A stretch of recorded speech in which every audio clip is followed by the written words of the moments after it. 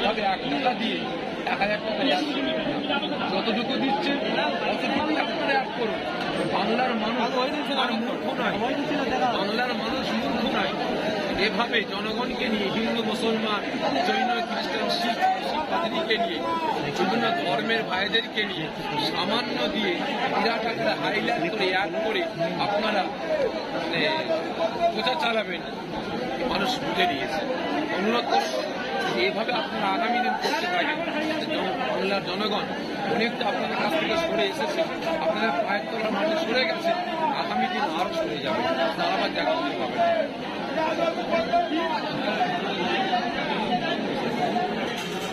নওশাদ ভাইয়ের পক্ষে আমরা প্রতিবাদ করেছিলাম, তিনি আমার দাদাগিরির আওলাদ, অপরদিকে আমার দেশের একজন নাগরিক এবং তিনি একজন বিধায়ক।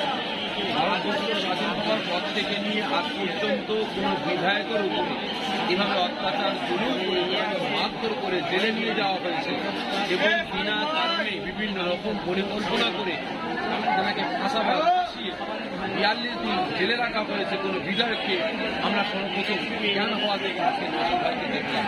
বিশেষ করে তিনি আমাদের নাগরিক, একজন বিধায়ক এবং আমার পীর ভাই, তার পক্ষে আমরা আন্দোলন প্রতিবাদ করেছি। আগামী দিন অবশ্যই প্রতিবাদ যেমন করেছি করছি, অন্যায়ের বিরুদ্ধে মৃত্যুর আগ পর্যন্ত আমরা প্রতিবাদ চালিয়ে যাব। বিশেষ করে আজ নওশাদ ভাই 42 দিন আমার দেশে মানে যারা অত্যাচার জুলুম করে বেড়াচ্ছে, আজকে অত্যাচারীদের হাত থেকে 42 দিন পর মুক্তি পেয়েছেন। আমরা সাবেরি একা নয়, আমার বাড়ির চাচারা, আমার বাড়ির ভাইয়েরা, আমার বাড়ির বোনেরা, আমার চাচি আম্মারা, আমার খানদান আজকে খুব খুশি। বিশেষ করে এই এসব সব চলছে, আমরা 21, 22, 23 ফাল্গুন বিভিন্ন দেশ থেকে, আপনার রাজ্য থেকে, বিভিন্ন জেলা থেকে এবং বিভিন্ন দেশ থেকে আজকে লক্ষ লক্ষ মানুষ ফুলপুরা দরবার শরীফে আসছে। আমরা সকল ভাইয়েরা পুরোপুরে আছি, আমার নওশাদ ভাইকে আমরা পাবো না, এরকম আমার দুঃখ লাগছিল। আলহামদুলিল্লাহ এসব সবের আগে আমার ভাইকে আমাদের কাছে পেয়েছে, আমরা খুবই বিচার।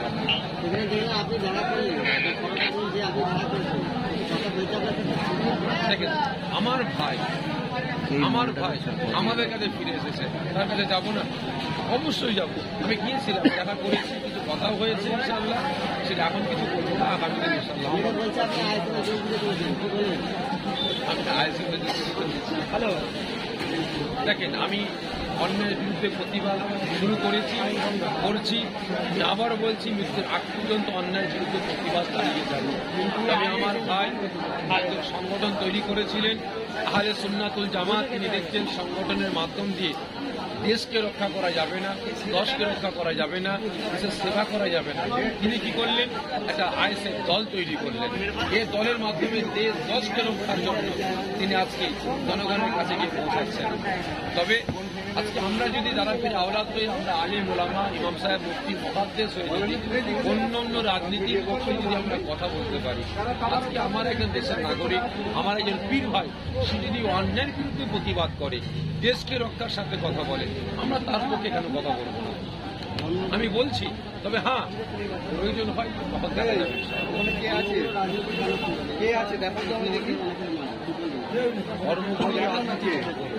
যদি এর কথাটা কোনো ধর্মগুরু বলে থাকে, আমি বলবো সে আকার মূর্খ। আমি মনে করি সে আকার মূর্খ, কারণ রাজনীতি ধর্মের বাইরে নয়।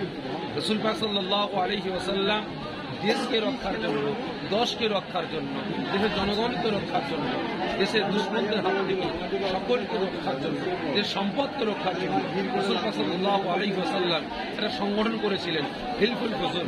সেখানে প্রত্যেকটা ধর্মের মানুষদের সাথে করে নিয়ে রাসূল পাক সাল্লাল্লাহু আলাইহি ওয়াসাল্লাম এই হিলফুল ফুজুল সংগঠন কায়েম করেছিলেন। কেন? দেশ রক্ষার জন্য, দশকে রক্ষার জন্য, দেশের সম্পদ রক্ষার জন্য। যে বলবে যে পীরের বেটারা রাজনীতি কেন করবে, আমি মনে করি আকার মূর্খ।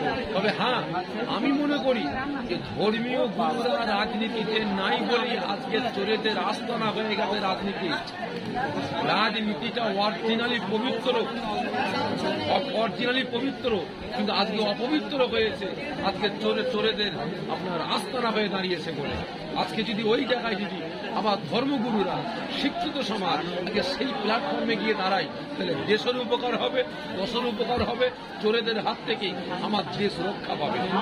কারণ আমি মনে করি একটা মানুষ যদি 1000 টাকার জন্য 5000 টাকার জন্য একটা মানুষকে মার্ডার করতে পারে, একটা মানুষকে গ্রাম থেকে তুলতে পারে, একটা মানুষের হাত ধরতে পারে, তাহলে সেই মানুষটা কয়েক কোটি টাকার জন্য দেশের সম্পদকে বিক্রি করতে দ্বিধাবোধ করবে না। আমি মনে করি যারা আজকে অর্থ নিয়ে রাজনীতি করে বেড়াচ্ছে এরা প্রকৃত দেশদ্রোহী নয়, আমি মনে করবো এরা প্রকৃত দেশদ্রোহী।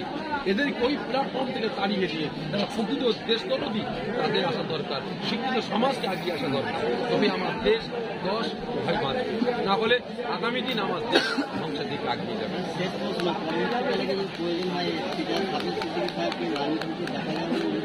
আমি বললাম প্রয়োজন হলে ইনশাল্লাহ দেখা যাবে। তবে হ্যাঁ, কোনো প্ল্যাটফর্মে দাঁড়িয়ে নয়, আমি যে জায়গায় দাঁড়িয়ে আছি অন্যের বিরুদ্ধে প্রতিবাদ চালাচ্ছি, আমি আমার প্ল্যাটফর্মে দাঁড়িয়ে কিভাবে কি করলে কি হয় সেটা আমি হাত